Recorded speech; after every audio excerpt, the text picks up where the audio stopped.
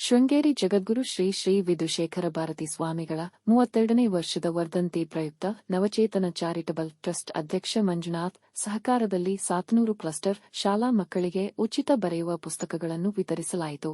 ಈ ಸಂದರ್ಭದಲ್ಲಿ ಮಾತನಾಡಿದ ಶ್ರೀ ಶೃಂಗೇರಿ ಶಾಖಾ ಮಠದ ಧರ್ಮಾಧಿಕಾರಿ ಬಿಎನ್ ಪ್ರಕಾಶ್ ಮೂರ್ತಿ, ಶಾಲಾ ಮಕ್ಕಳಿಗೆ ಶಾರದಾ ಪ್ರಸಾದ ನೀಡುವುದು ಶ್ರೀ ಶ್ರೀ ಭಾರತಿ ತೀರ್ಥರವರ ಅಪ್ಪಣೆ. ಅದರಂತೆ ಪ್ರತಿ ವರ್ಷ ಈ ರೀತಿಯ ಕಾರ್ಯಕ್ರಮವನ್ನು ನಡೆಸುತ್ತಾ ಬಂದಿದ್ದು, ನವಚೇತನ ಚಾರಿಟಬಲ್ ಟ್ರಸ್ಟ್ನ ಸಹಕಾರದಲ್ಲಿ ಮುಂದಿನ ದಿನಗಳಲ್ಲಿ ಇನ್ನೂ ಹೆಚ್ಚಿನ ಶಾಲೆಗಳಲ್ಲಿ ಈ ರೀತಿ ಪುಸ್ತಕ ವಿತರಿಸಲಾಗುವುದು ಎಂದು ತಿಳಿಸಿದರು. ಈ ಕಾರ್ಯಕ್ರಮದಲ್ಲಿ ಹಲಸೂರು ಸ್ವಾಮಿ, ನಂಜುಂಡಸ್ವಾಮಿ, ನಿಖಿಲ್ ಗೌಡ ರವರುಗಳು ಮಕ್ಕಳಿಗೆ ಪುಸ್ತಕ ವಿತರಿಸಿದರು.